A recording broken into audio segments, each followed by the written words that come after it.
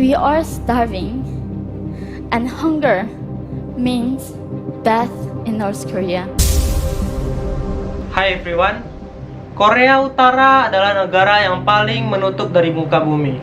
Tak mudah untuk memasukinya dan nyaris mustahil bagi rakyatnya untuk keluar dan membaur dengan warga lain.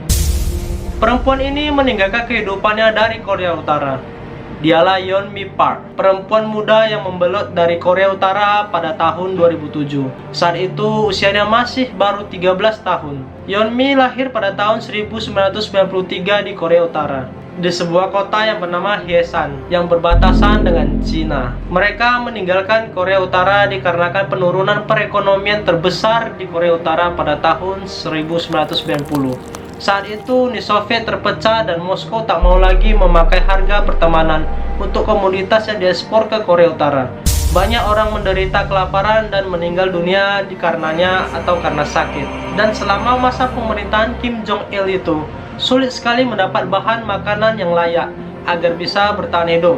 Park dan keluarganya terpaksa memakan bunga, rumput, dan bahkan capung. That's the only way. So I ate like dragonflies or grass, anything that I could get from the nature.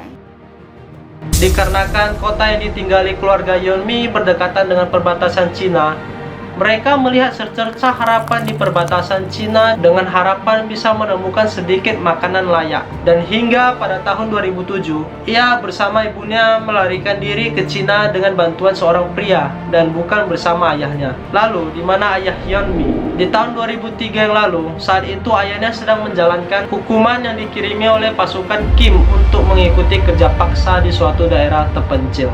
Dengan kesalahannya telah menjalankan bisnis gelap. Dan di video ini Yeonmi menjelaskan kalau pekerjaan yang dilakukan ayahnya adalah untuk sesuap nasi yang pada saat itu sedang krisis ekonomi.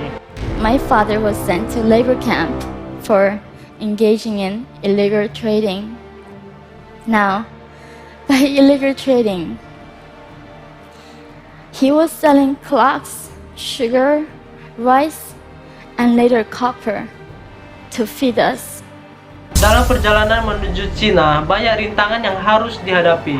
Mereka harus menyusuri sungai Yalu yang beku dan melintas dua gunung demi menghindari pasukan keamanan sebelum sampai ke Cina. Tapi sesampainya di Cina, pria yang menolong malah memperkosa ibunya Yeonmi Park. Mereka berdua terpaksa tinggal sementara di rumah sang pria selama 2 tahun lamanya agar tidak menjadi buronan imigrasi pada saat itu yang sedang maraknya dalam pelarian dari Korea Utara.